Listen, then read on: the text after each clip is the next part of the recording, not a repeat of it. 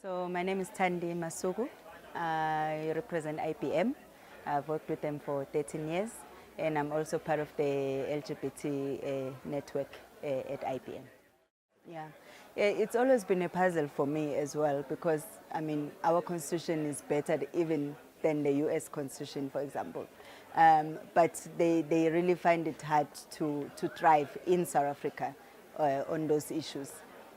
What I've basically come up with myself is, firstly, it's the culture, of the country and the history, and the fact that currently in South Africa we have more socio-economic problems that we have when it comes to race. Race is the main focus at the moment, growing business, unemployment. So there's a lot of other pressing issues that need, to be highlighted. So it seems like the LGBT issues, they sort of take the back burner, especially since in corporates, most of the LGBT employees are silent. So if we're silent, then no one can say anything about it. No one will do anything about it. So I like Janine's comment earlier when she said it's up to us as well as employees to push the companies. And that's when I realized we're actually doing it wrong, expecting the companies to do most of the work for us. The policies are already there, and they apply to every employee, whether you're in the US or in Mexico or you're in South Africa. But it's up to us as employees to hold the IBM companies accountable to say, you've got these policies, but you're not doing much in our space. What are you planning to address? How are you planning to address that?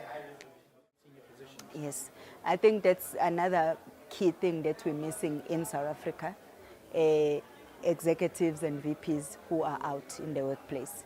We don't have, I don't know anyone at the moment currently in South Africa.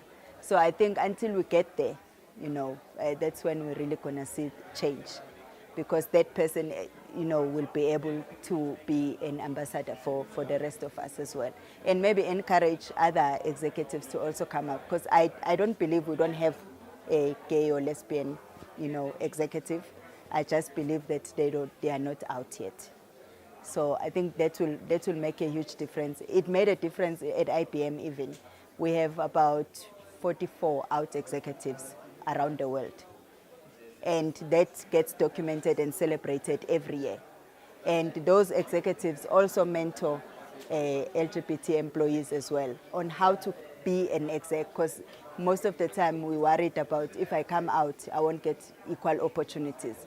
So if you have a VP who sits in the US, who's out and mentoring you, immediately your chances of rising also within the ranks of the business become very high.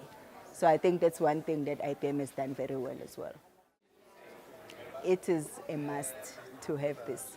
And I'm hoping every year we're going to have something like this and get more and more companies, even CEOs of companies attending, not just HR staff and LGBT employees, because we already know what's happening out there. I think we need also, for future conferences and summits, we need to invite also the decision makers to be part of these discussions. I think that will also help, further our agenda in South Africa.